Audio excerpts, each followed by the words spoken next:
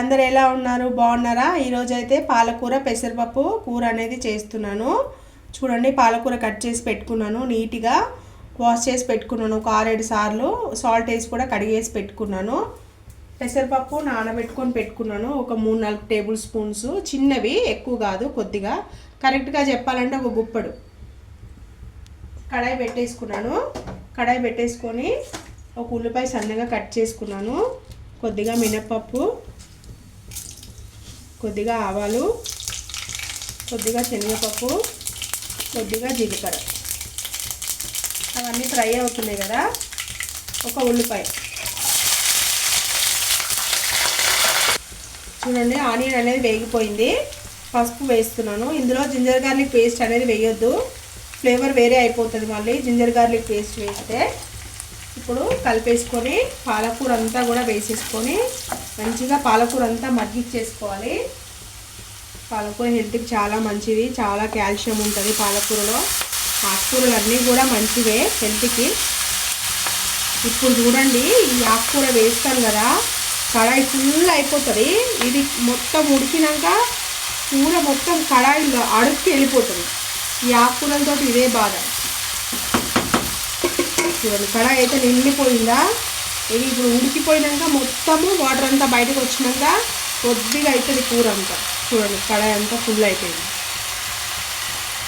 ఇదైతే మగ్గనిచ్చేస్తాను ఒక 2-3 నిమిషాలు అనేది. కలిపేసుకొని మగ్గనిచ్చేసి మూత పెడతాను. 2 నిమిషాలు అయితే చూద్దాము ఒకసారి కూర అనేది. చూడండి, ఇందాక కడాయి ఫుల్గా వేసానా, మొత్తం లోపలికి వెళ్ళిపోయింది. సాల్ట్ వేస్తున్నాను, ఇంకా కూడా వెళ్ళిపోతుంది లోపలికి, ఇంకా కూడా తక్కువ అయిపోతుంది కూర. టేస్ట్కి తగినంత సాల్ట్ వేసేసి కలిపేస్తున్నాను. ఇందులో ఉన్న వాటర్ అంతా కూడా పోతుంది, ఆయిల్ అంతా బయటకు వచ్చేయాలి. ఇంకొక 2 నిమిషాలు మూత అనేది పెట్టేద్దాం. వాటర్ ఇప్పుడు సాల్ట్ వేసాం కదా, ఉన్నది కూడా అంతా బయటకు వచ్చేస్తుంది. ఇందులో మనం ఎలాంటి వాటర్ అనేది వెయ్యం ఈ కూరలో. పాలకూర పెసరపప్పులు అన్నీ చూడండి, మనం సాల్ట్ వేసాం కదా, ఇంకా వాటర్ అంతా ఎట్లా వస్తుంది చూడండి. ఇంకొక 2 నిమిషాలు అయితే మూత పెట్టేస్తాను. కూర ఒకసారి చూడండి, వాటర్ అంతా కూడా ఎగిరిపోయింది చాలా వరకు. ఇప్పుడు కారం వేస్తున్నాను, టేస్ట్కి తగినంత కారము.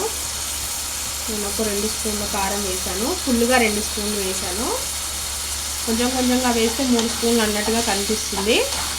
చూడండి, ఇప్పుడు కారం కొద్దిగా పచ్చివాసన అనేది పోవాలి. పోయాక మనం పెసరపప్పు అనేది యాడ్ చేసుకోవాలి కూరలో. ఇప్పుడే వేసేయద్దు. కారం వేసాక ఒక 2 నిమిషాలు పచ్చివాసన పోయే వరకు మనం కూర అనేది వేయించుకోవాలి. అప్పుడు మనము పెసరపప్పు అనేది యాడ్ చేసుకోవాలి. ఆయిల్ అంతా కూడా మళ్ళీ మనకి మంచిగా కూడా బయటకు వచ్చేయాలి. అప్పుడు వేసుకుంటే టేస్ట్ అనేది బాగుంటుంది. చూడండి, కూర నుంచి ఆయిల్ అంతా కూడా సపరేట్ అయిపోయింది. చూడండి, సపరేట్ అయింది కదా. ఇప్పుడు ఇందులో ఈ పెసరపప్పు కూడా అంతా యాడ్ చేసేసుకోవాలి. నానబెట్టేసుకున్నాం కదా, అది నీళ్ళన్నీ వంపేసుకొని పెసరపప్పు అనేది యాడ్ చేసుకోవాలి. వాటర్తో వేసుకోవద్దు, వేసేసుకొని కలిపేసుకోవాలి. పప్పు వేసాక ఎక్కువసేపు అయితే అవసరం లేదు, ఒక 2 నిమిషాలు మూత పెట్టేసి ఉంచితే సరిపోతుంది. కడాయి జరిగిపోతుంది, ఉంచితే సరిపోతుంది. ఒక 2 నిమిషాలు అయితే వేగనిద్దాం. మనం పప్పు అంతా వేస్తాం కదా, సరిపోయింది, అంతా ఉడికిపోయింది. కొత్తిమీర అనేది యాడ్ చేసుకున్నాము.